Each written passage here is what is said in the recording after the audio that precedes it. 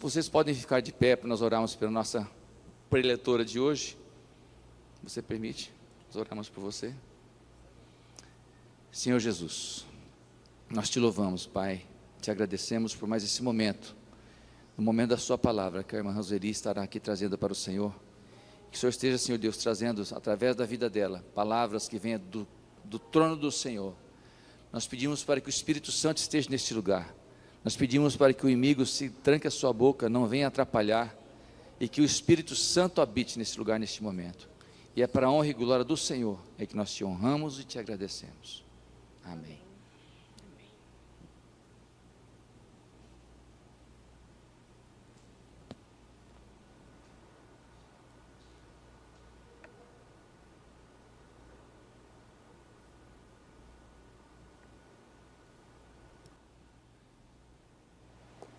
Cumprimento a igreja com a paz de Jesus. Amém? É sempre muito bom estar aqui, né? É um lugar de honra para nós que somos tão imperfeitos, trazer a palavra de Deus. Nós vamos estudar juntos hoje, né? Porque todo culto é um culto de ensino. Nós sempre aprendemos. Então eu quero que a mídia, por favor, coloque para mim no Salmo 119, o versículo 105. Salmo 119, versículo 105. Amém? Todos acharam? Então vamos lá. Lâmpada para os meus pés é a tua palavra e luz para os meus caminhos. Vou repetir.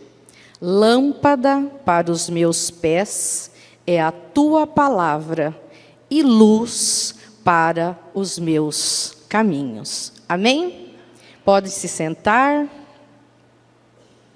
Meus irmãos, nesse Salmo 19, a gente sabe que é o salmo mais longo da Bíblia, né?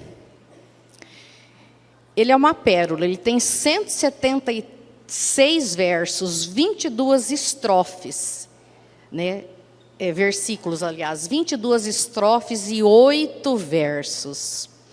E seu autor, ele é desconhecido, mas alguns falam que foi Davi, Esdras, Daniel, mas a maioria dos estudiosos concordam que é Davi. Davi escreveu 73 salmos.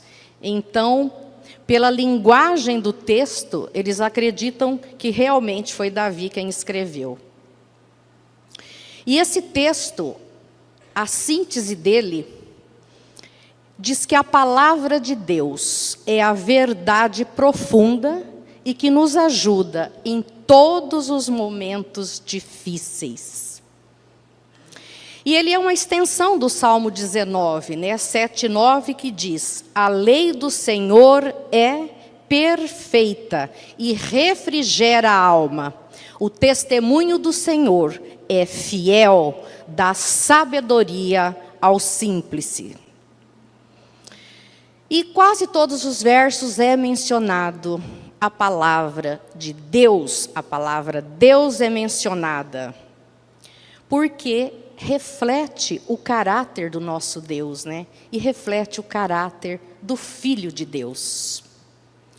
E esse autor desse 119, a gente percebe que é uma pessoa que passou por grandes problemas na vida. Quando você lê o Salmo todinho, você percebe que é uma pessoa que sofreu bastante, que batalhou bastante, mas com uma profunda e apaixonada compreensão do amor infalível do nosso Deus. Mas o tema central da nossa pregação hoje é essa que nós falamos, né? Lâmpada para os meus pés é a tua palavra. E é palavra e luz para o meu caminho, para o nosso caminho. E sem dúvida, as palavras lâmpada para os meus pés é a tua palavra. É uma verdadeira poesia de espírito e de vida. Mas, meus irmãos, o que significa esta palavra lâmpada? Qual é a analogia, né? Qual é a comparação feita? E aqui eu fui buscar e nós vimos que lá no Velho Testamento, era muito comum, na época do Velho Testamento, o uso de lâmpadas, né? Nós não tínhamos essa maravilha que nós temos hoje. A lâmpada era artificial. E o povo utilizava uma lâmpada muito rústica, muito natural, né? Manual, primitiva, que era feita geralmente de uma vasilha de cerâmica. Nós tivemos a oportunidade de ver isso lá em Israel, né? Em vários lugares tem aquela lâmpada pequenininha, achatadinha, né? Feita com uma cerâmica mesmo. E esse bico tinha o pavio, que entrava ali dentro tinha o azeite, e ali se colocava fogo. No tempo das nossas avós, e eu lembro da minha avó, tinha essa lamparina, que acho que muitos de vocês ainda conheceram, né? Uma lamparina de latão, só que era um querosene dentro, né? E essa luz que era produzida pela lâmpada ou pela lamparina, ela não era brilhante como a que nós temos hoje, mas era suficiente para iluminar o caminho certo quando a gente usava aquilo dentro de casa. E aqui também, quando eu estava estudando, eu vi, e quero comentar com vocês, a recente descoberta no ano de 2019, próximo ao Muro das Lamentações, ali em Jerusalém, foi achada lamparinas que datam de 2000. Então, que comprova que ciência e religião caminham juntas. Lá estavam as lamparinas, né? E Jerusalém é rico em descobertas, porque era um povo sofrido, que foi invadido várias vezes. Então vinham lá os assírios, depois os romanos, enfim, toda a história, e eles invadiam e eles tomavam aquela terra, e ali eles, não existia concreto como hoje, mas falando em palavras que são entendidas, eles concretavam aquilo e dali surgia outra cidade. Então lá tem o chamado téus, que eles falam. Os téus são várias camadas até chegarmos onde a gente pisa o nosso pé lá. E às vezes quando você está muito alto, você vê lá embaixo as escavações. Então tem muita coisa ainda para se descobrir naquela terra santa, né? Tão ultrajada. E assim, meus irmãos, nós vemos, lendo esse salmo, que a Bíblia, me questionaram sobre a veracidade da Bíblia outro dia. E na minha cabeça estava bem fresquinha, né? Porque um curso que eu e o Reginaldo estamos fazendo, estávamos estudando sobre a origem da Bíblia. E a Bíblia é o livro mais lido no mundo. Já temos 4 bilhões de exemplares. E por mais que a Bíblia, por mais que a palavra do Senhor seja atacada, mais ela se fortifica. Por mais que ela seja queimada pelos países que combatem o cristianismo, mais forte ela se faz. A Bíblia, ela não é nem velha e também não é nova. Ela é atual, ela é moderna e nunca vai passar. Nunca. Nenhum livro conseguiu ser como a Bíblia e nunca será. Em 1600 anos lá atrás, em línguas diferentes, ela foi escrita sem contradições, por povos diferentes, em lugares diferentes. E aí me questionaram, mas por como? Como que acontece esse processo de entrar ou não na Bíblia? Eu não vou entrar em detalhes agora, porque é muito extenso o processo de canonização, né? A gente ouve muito falar no cânon, mas assim, são igrejas, né, órgãos, que eles avaliam como essa Bíblia pode ser considerada verdadeira, ou não um livro, um devaneio qualquer. Primeiro, ela tem que ser inspirada por Deus. É o primeiro requisito. Tem que ser inspirada por Deus, né? Ela passa por uma análise bíblica, por uma análise histórica, por uma análise teológica, por línguas, por costumes. E por que eu estou falando tudo isso? Porque nós vamos falar sobre a importância da Bíblia na nossa vida. A Bíblia é a lâmpada. A palavra do Senhor é a lâmpada para a nossa vida. Sem ela, nós viveremos na completa escuridão. E, meus irmãos, quando nós lemos a Bíblia, é interessante, ela nos lê. Nós estamos lendo a Bíblia e nós sentimos que estamos sendo lidos. Quando nós examinamos a palavra de Deus, nós nos sentimos examinados. E quando caminhamos com ela, nós temos também os nossos passos iluminados. Ela é inerrante, porque ela não tem erro. Ela é imutável, porque ela é eterna e sempre será. E tudo que o Senhor falou se cumpriu, e nenhum tio será jamais mudado. Nós estamos vendo aí os acontecimentos que nós temos pensado muito. Senhor, por que aquele povo é tão atacado? O seu povo. Por que aquele povo renasce das cinzas como a fênix? Eles se renascem, eles se renovam. É o único país que consegue, que teve o seu povo esparramado e que volta e conserva a sua língua de origem. Isso é obra do poder do Espírito Santo. Mas por que esse povo está sendo tão atacado novamente? Deus nos fala, Deus nos mostra. É um povo extremamente culto, povo mais culto do mundo, povo mais rico, dinheiro para eles, tocou na mão deles, vira ouro. Povo que tem a maior tecnologia em internet, computadores, medicina, transplantes.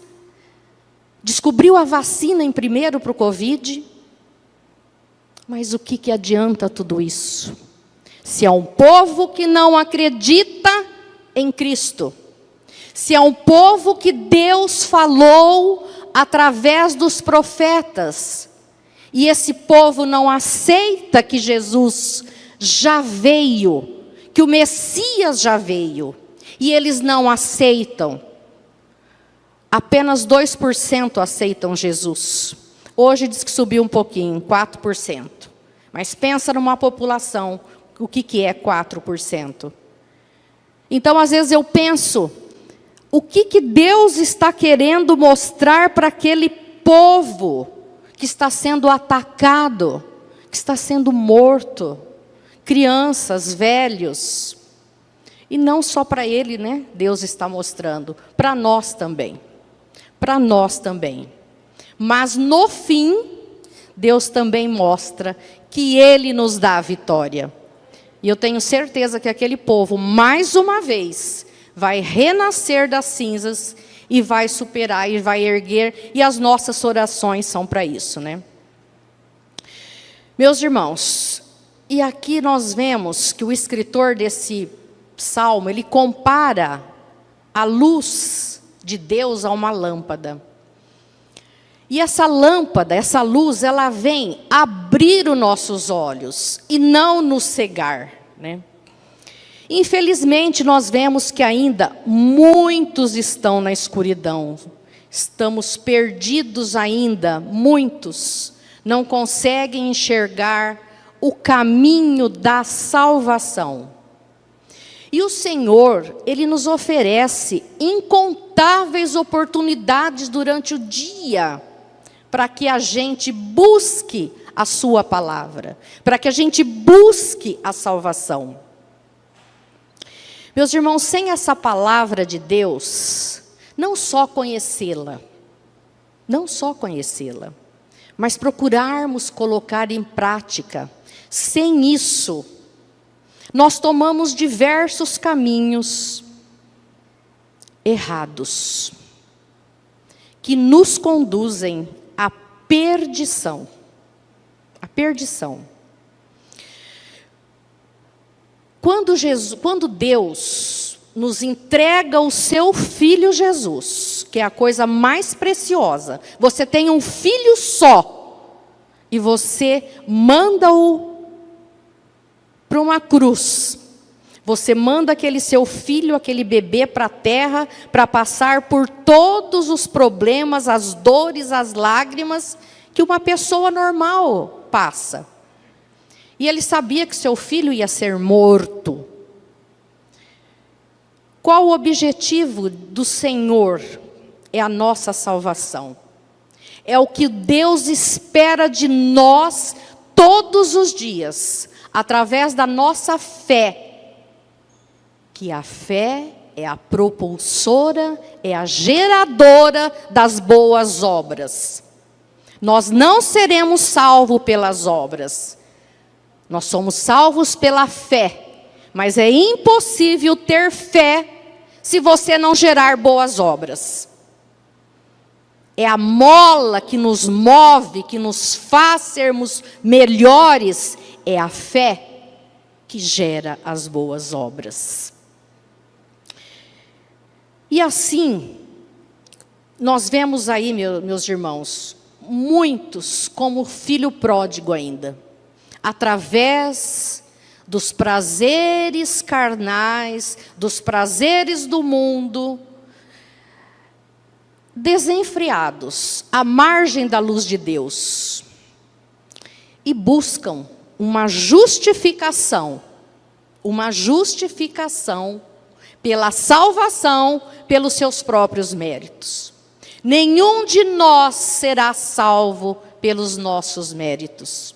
Nós só somos salvos pela graça, pela misericórdia do nosso Senhor. Mas Ele quer também que a gente se esforce para isso, né? Porque senão nós vamos ficar como aquelas virgens loucas, né? Envoltos aí na escuridão, esperando o noivo, mas nós não sabemos quando ele vem. Só que ele pode vir amanhã. Jesus pode vir nos buscar amanhã. E aí? Será que nós temos tanto tempo assim para buscar a nossa salvação? Quantos de nós que deitaremos hoje não levantaremos amanhã? Muitos, né? Nós vimos já vários ali depoimentos que a gente não espera as coisas que podem nos acontecer. E assim nós vemos essas religiões, né, que explodem o seu corpo, os homens bomba, religiões erradas que não conhecem a palavra. Embora essas religiões estudem muito ali a Torá, o Pentateuco, como eles não aceitam Cristo, eles ficam ali presos apenas naquele livro. Eles não aceitam, como eu disse, Jesus. E em nome de uma religião, de uma religiosidade errada, eles matam, eles se matam, em nome de uma falsa salvação. E assim, meus irmãos, eles derramam o sangue dele e dos outros.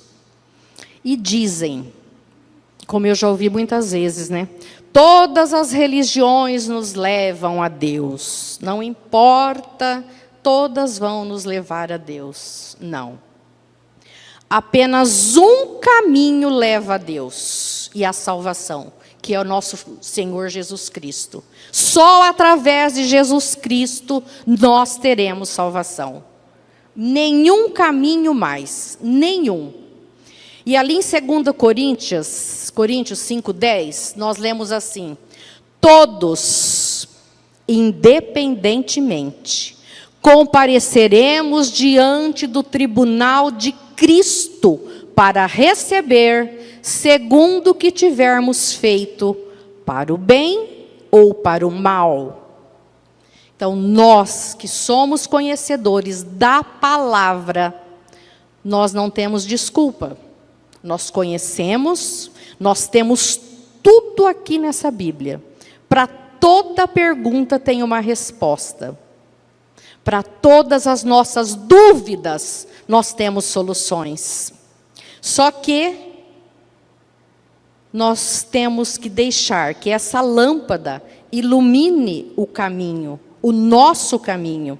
E quando nós permitimos que essa palavra penetre no nosso coração, a nossa vida é outra. Porque se descortina aí um caminho de graça, de perdão, de misericórdia. E a palavra de Deus, ela não veio senão para pregar outra coisa, senão o amor.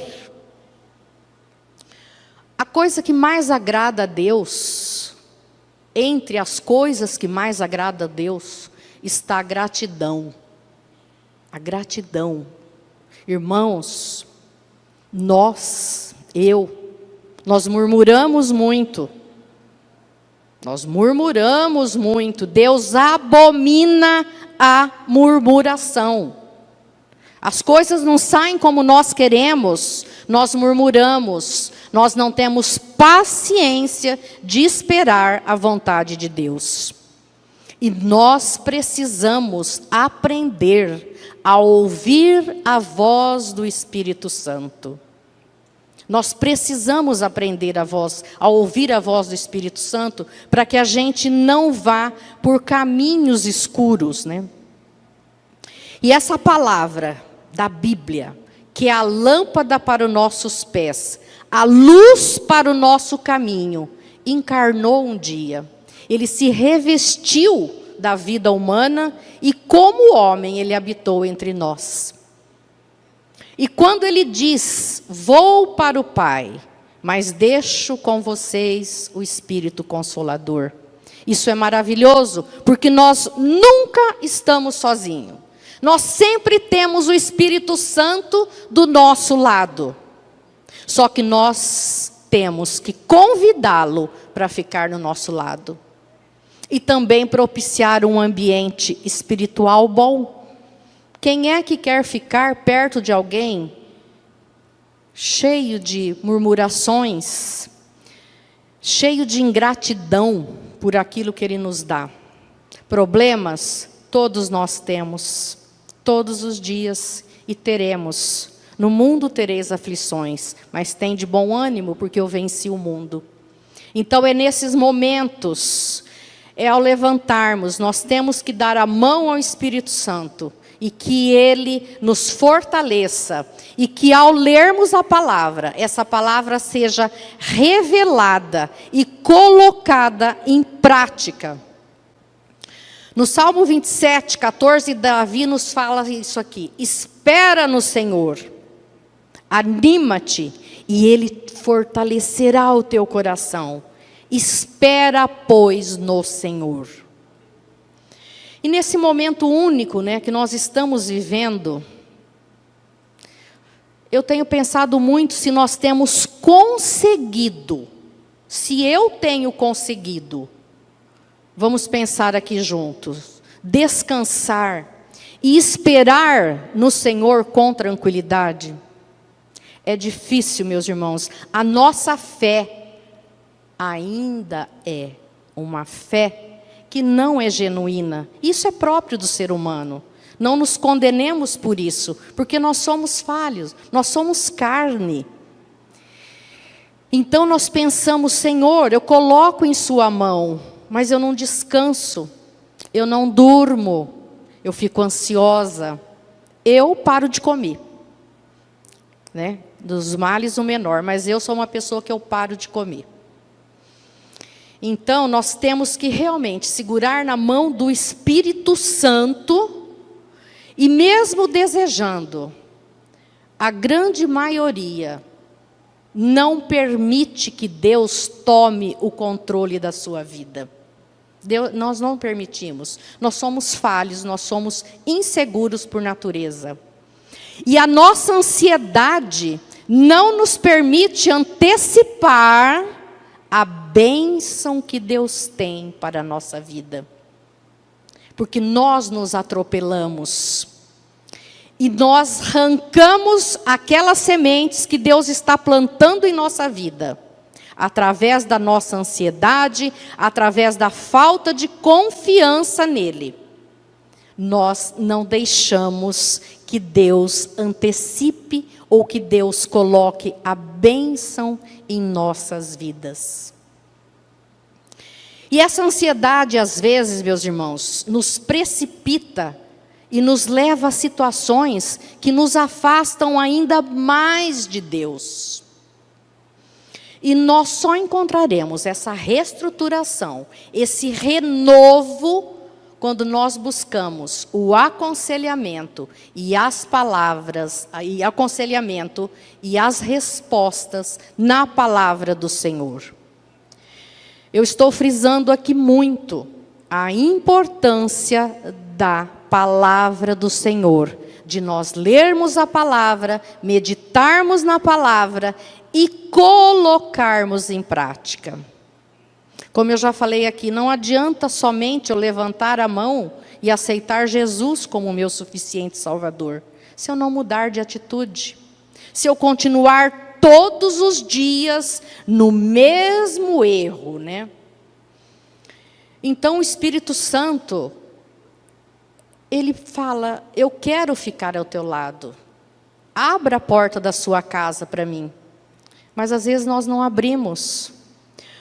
Ou às vezes aquela casa está tão em desordem que ele não tem nem como entrar. Mas, pela misericórdia de Deus, do seu Espírito Santo, ele não abandona ninguém.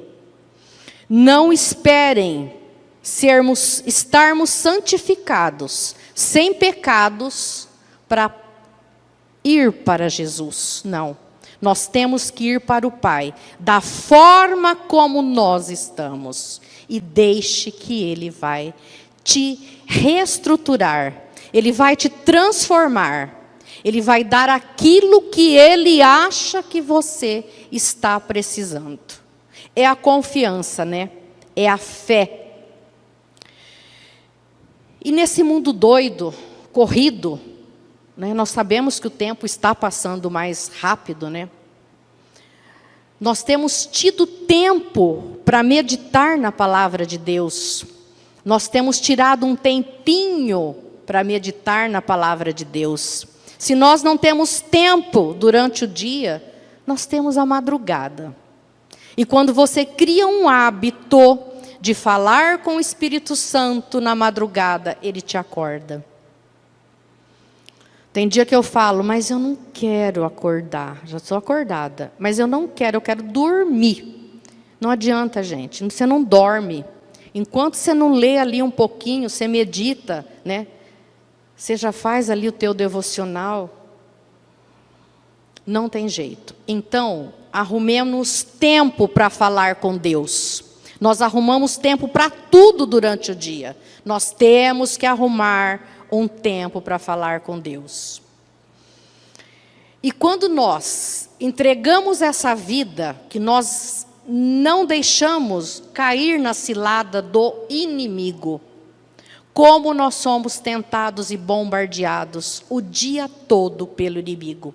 Se você não estiver alicerçado na palavra de Deus, com a mão grudadinha ali com o Espírito Santo, nós caímos mesmo. E a palavra diz, né? Errai por não examinarem as Escrituras. E essa palavra, ao mesmo tempo em que ela vem nos confrontar, porque ela nos confronta, ela nos exorta. E nós temos que nos render à vontade soberana de Deus. E Ele nos abençoará de uma maneira especial. Você sente a sua alma mais leve, a sua vida fluir em todos os aspectos. Quando você aprende a esperar em Deus, o seu coração se alivia. E meus irmãos, para receber essas bênçãos, nós temos que viver com propósito. Nós temos que viver com propósito, porque Deus nos concede poder e autoridade, com finalidade, para aqueles que estão sobre os joelhos de Cristo. Quando você sabe que você tem um lugar sobre os joelhos dele, e você sabe esperar e confiar nele, as coisas acontecem. Isso é muito difícil. Isso requer uma intimidade com Deus. E essa intimidade nós só temos quando nós conhecemos a palavra. Quando você conhece, para você ter intimidade com alguém, você precisa conhecer. Vamos lá tomar como exemplo o namoro, né? Você precisa conhecer, conviver, conversar, trocar ideias, conhecer a pessoa. E aí você vai estabelecendo uma intimidade. É a mesma coisa com o Espírito Santo. Você conversa, e quando você percebe, você está o dia todo conversando com Ele. Não é verdade? Às vezes eu converso na madrugada, e eu já levanto, e eu esqueço, eu falo, meu Deus, eu não te falei bom dia. Por quê? Porque eu estou conversando com Ele. Então é essa intimidade que nós temos que buscar, que desenvolver. E Tiago nos diz assim, que aquele que persevera na palavra de Deus e a pratica será abençoado. A alma do homem, meus irmãos, é a lâmpada do Senhor. E ela esquadrinha todo o nosso íntimo, toda a nossa alma, todas as entranhas da nossa alma. Nada passa desapercebido ao Senhor. Nada. Nenhum pensamento oculto fica oculto do Senhor. E Ele é maravilhoso, porque nós pensamos tanta coisa ruim ao longo do dia. Ele é tão misericordioso que Ele deixa, mas Ele nos confronta depois. Deus é um Deus de justiça. É um Deus misericordioso, mas é um Deus de justiça. E ao preparar esse texto, eu pensei muito sobre o quanto nós estamos sendo luz para a vida dos nossos irmãos. Será que nós estamos sendo luz? Ou será que nós estamos sendo trevas? Será que eu tenho perdoado o meu irmão que errou, que pecou? Será que eu estou perdoando? Ou eu estou empurrando ele mais ainda para a treva? Eu tenho pensado muito isso em situações que nós estamos vivendo atualmente. Se eu tenho um irmão que está no caminho errado, que está na treva, a minha obrigação, como conhecedora da palavra, é mostrar para ele que ele está errado e não condená-lo e jogá-lo às trevas. Deus disse: condenemos o pecado e não o pecador. Cristo disse: mulher, onde estão os teus acusadores? Onde estão? Atire a primeira pedra, aquele que não tem pecado. Então nós temos a obrigação, como cristãos, de resgatar aquele irmão que está na treva. Ou aquele irmão que vivia no Evangelho e que hoje está na treva. Ou aquele que não conhece a palavra, mas que eu posso levar a palavra até ele. Todos nós temos a obrigação moral e cristã de sermos evangelizadores. Não é só quem está aqui no púlpito. Nós temos o conhecimento, a obrigação, e é isso que Jesus espera de nós, que nós acolhemos quem está na treva. Nós temos que pensar muito nisso, porque pecadores todos nós somos. E assim, meus irmãos, vamos deixar de lado a murmuração, o pessimismo, nós devemos ser menos ranzinzas, né? Porque Deus se entristece quando essa luz se apaga. Ele se ira quando nós jogamos o dom da vida fora. E a nossa gratidão, Deus se agrada muito dela. E aí você me pergunta, mas irmã, como que eu vou acender essa luz? Eu estou triste, eu estou deprimido, eu estou doente, eu estou sem rumo, eu estou no fundo do poço. Eu espero que ninguém aqui esteja nessa situação, né? Mas é possível que esteja, porque eu também tem dia que eu estou sem rumo, tem dia que eu também estou no fundo do poço, tem dia que eu também estou triste. Todos nós somos assim. E aí você me pergunta, como?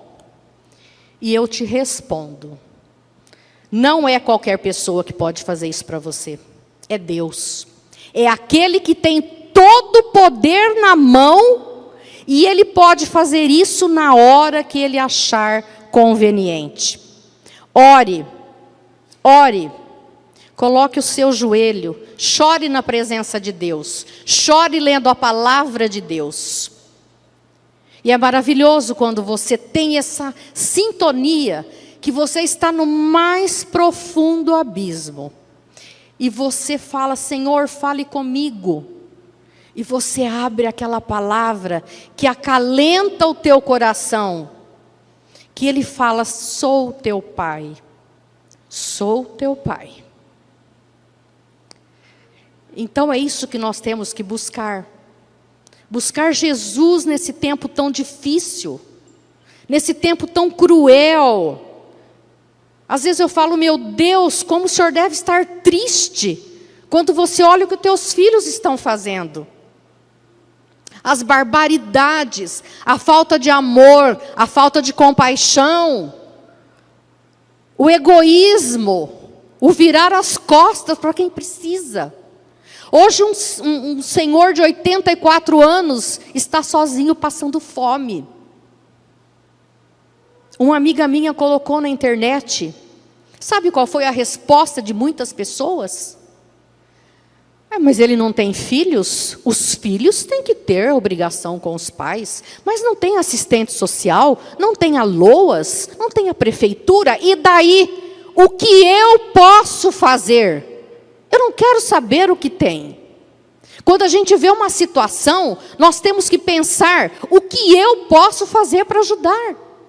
O que eu posso iluminar o caminho? Eu tenho que ser lâmpada para o caminho dos meus irmãos, como Deus é para a minha vida, para as nossas vidas. Então, meus irmãos, Deus tudo pode. E Ele diz, né, quando Jesus falou, eu sou a luz do mundo, quem me segue não andará em trevas, mas terá a luz da vida. E quando essa luz entra no nosso coração, é um caminho sem volta.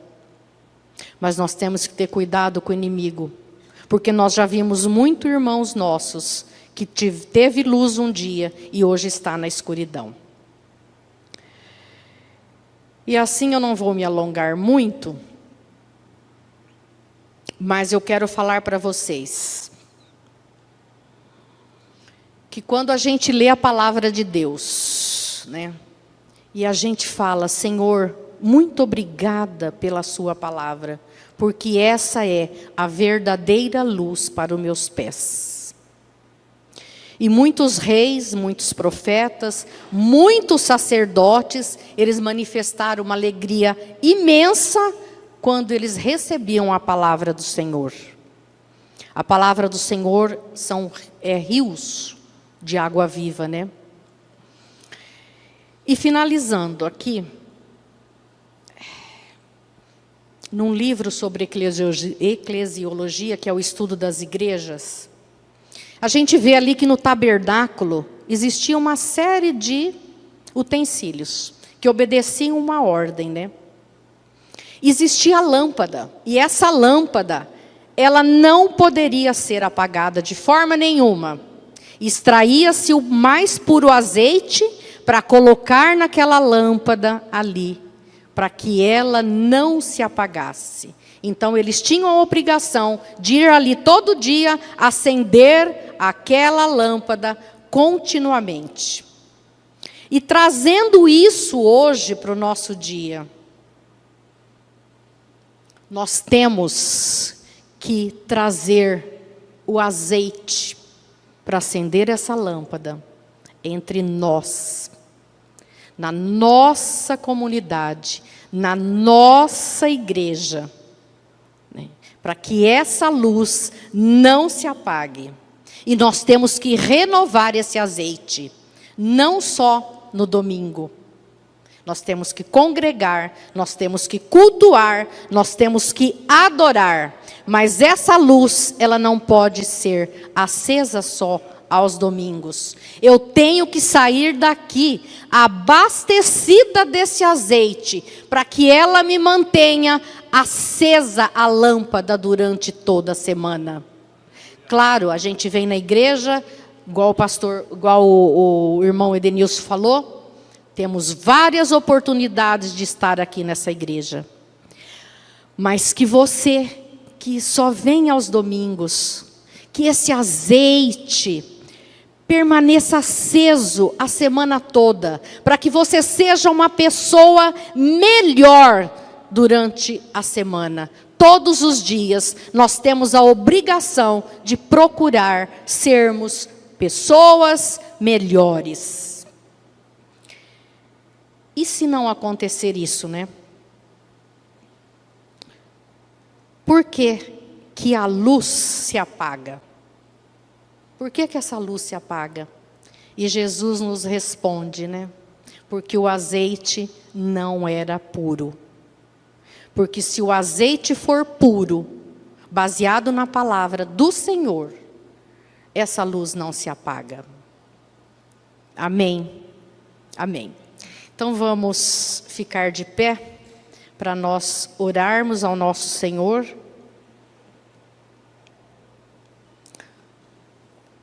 Vamos curvar nossa cabeça, vamos fechar nossos olhos e continuar nesse espírito de luz, que é o Espírito Santo.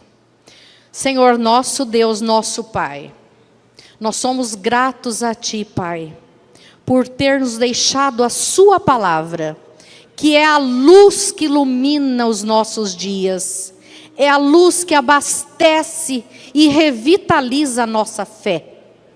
Senhor, que nós possamos ser luz aos que precisam, que nós possamos, Pai, ajudar o nosso próximo, que nós possamos falar de Ti, Jesus, do Teu sacrifício naquela cruz, que o povo de Israel possa, Senhor, Te aceitar como o único Salvador das nossas vidas, da vida deles, que o Messias já veio, que o Messias derramou o sangue na cruz pela nossa salvação. Pai, que esse azeite seja puro, para que nós possamos render graças a Ti, para que nós possamos te adorar em espírito e verdade. Usa a nossa vida, Senhor. Usa a nossa vida, Pai, para os teus planos, para os teus projetos, e que a luz do teu Espírito Santo seja em nossa vida todos os dias, Pai. Em nome de Jesus, eu te agradeço do mais profundo do coração. Amém.